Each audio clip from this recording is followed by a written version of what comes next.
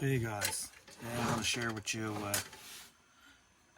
a Petromax 829, but really it's a Brytelyte, but it's an older model.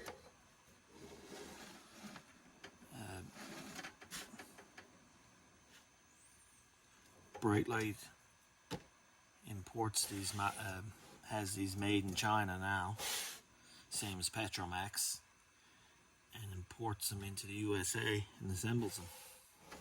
So basically, the only difference between a Petromax and a Brytelyte that I can see is, and where they gain a lot of hate, is the Brytelyte lanterns that they are marketing now are marketed as multi-fuel, and if anyone knows, it's like a lot of mixtures, and I guess where people run into trouble with them is they're running biodiesel and heavy fuels, and that don't work out too well in the generator. So it'll just be kerosene going in this one, and it's in excellent condition. I'll show you a few little. Petromax got a reputation as being a finicky lantern, but I love them. They're excellent lanterns. There's a few little, I think, differences between a Petromax and a Coleman lantern, but if you're aware of them, there's no reason you'll have any issue with these. They're an excellent lantern. So let's get into it.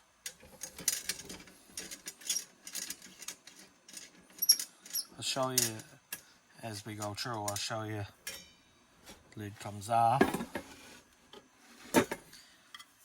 In these Petromax lanterns, your U-tube is adjustable, and there's a gap here between here and the nozzle, or the generator, if you like to call it that. And if the gap is too small, you'll run into issues. So I think the actual distance should be 14.2 millimeters. But if you order a lantern from Petromax or Brytelyte, they'll come with a parts kit, spare parts, and they'll come with a wrench. I can find it here.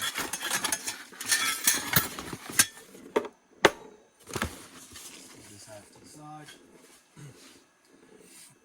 There's the parts wrench. It's a feeler gauge, so one is for the smaller model, one is for the 500. I got a little tiny bit better. I got it tightened up right here. If you got one of these lanterns and you find that it's not working right, more than likely this is after sliding out of adjustment. So every 3 or 4 heat cycles, just make sure you got that gap, tighten it up. So other than that, if you're running these kerosene lanterns, it's got an awesome preheat cycle, or you can use the pre-filler cup. I think most people run into trouble when they don't preheat the kerosene lanterns for probably at least a minute and allow it to vaporize and heat that kerosene up. If you do that, you won't have any issues. But if you don't let this run the full preheat cycle like most kerosene lanterns, when you go to turn it on, you'll have a big fireball and not a real nice enjoyable time. So what I'm going to do is get a mantle on this bad boy. I noticed that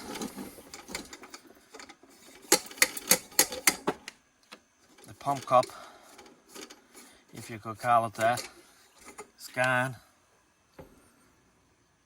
There's no leather pump cup. It's an O-ring, and they got a double O-ring system now. There's only one on this. I don't have an O-ring here to fit this, unfortunately.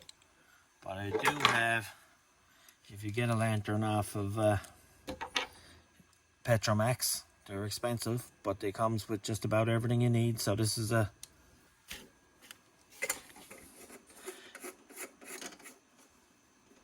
adapter, so you can put a bike pump on it. You can put a bike pump, air compressor, and as you'll see, when you light this preheater torch, she'll go through a lot of air. So this will actually save me a lot of pumping. So I'll get a mantle on this bad boy, get some kerosene in her. Can't wait to show you. Okay guys, we're back. Couldn't find my hand pump, so we got this little compressor here. The main thing with lighting these with the preheater cup is it uses a tremendous amount of air. So you pump it up to the red line, and somewhere along the ways you're going to have to, if you were pumping, you'd have to be pumping crazy to keep that pressure up. Like I said, you got to run it for at least a minute, and she'll let you know. So as soon as I get my torch here, we'll start her up.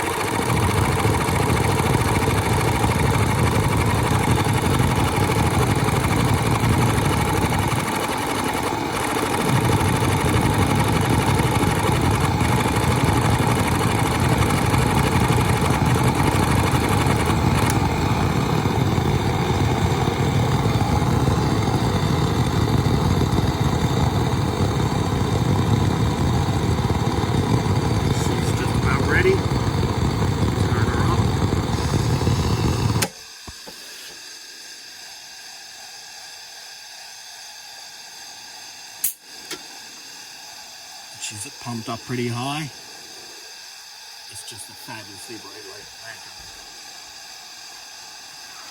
A carrying case for the lantern. I haven't seen this before, but cover for the top.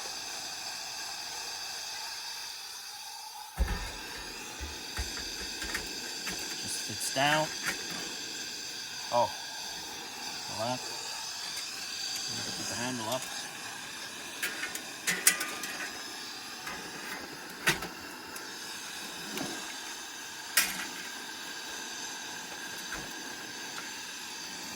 And I think they're phenomenal.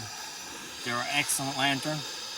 Like I said, they got a few little differences in the Coleman, but where I think people get into trouble is where they don't let it preheat enough. And you turn it on and you get a big fireball. And it's the same as most kerosene lanterns. If you don't preheat a Coleman 639 enough, and you turn it on, you're going to get a big fireball. So I got this lantern that comes in a box of goodies. They also come with the older style cooktop that they make, so maybe I can make a coffee on this bad boy.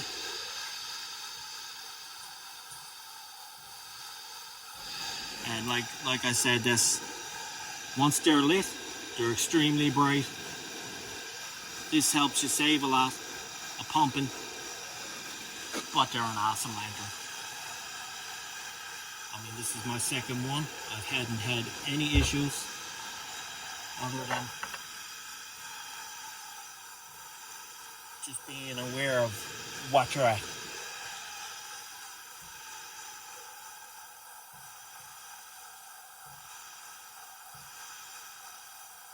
That's the main thing. Bring this guy outside. It is outside. Like I said, guys, it's a stunner.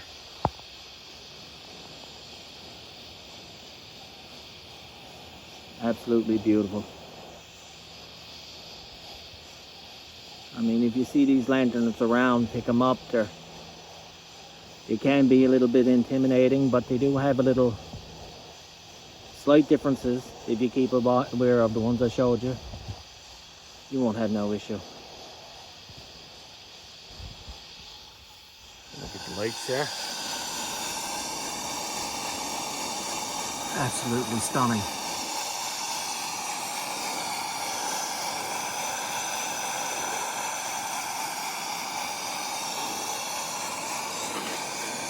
So I guess this is an earlier model before Brytelyte started marketing their own. It was like a Rapid 500.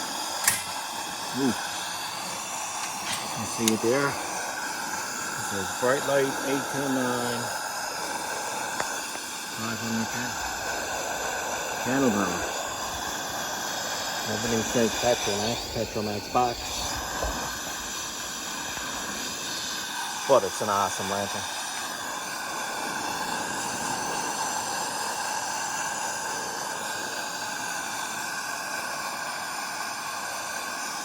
A leak on the valve, you see that? That's probably why she's a little bit stuttery. It's okay. Nothing a wrench can't fix. Oh, got the leak fixed. And, you know, I've seen a lot of hate for these lanterns online. I don't know why. I was even tempted not to get this lantern, and there's not much information out there on them. And one gentleman, Strutton Buck, he's had a couple. He's got the optional heater attachment and said it's an excellent lantern. He hasn't had a hitch, so I took his word for it. As far as I can tell, this is an excellent, well-made lantern.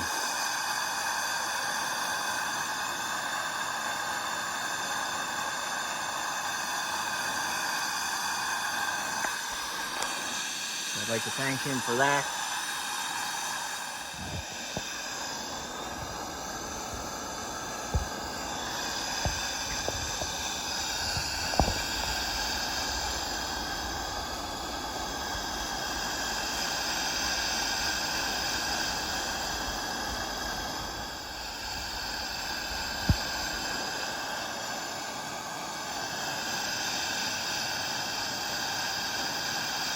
I'd like to thank everybody for stopping by.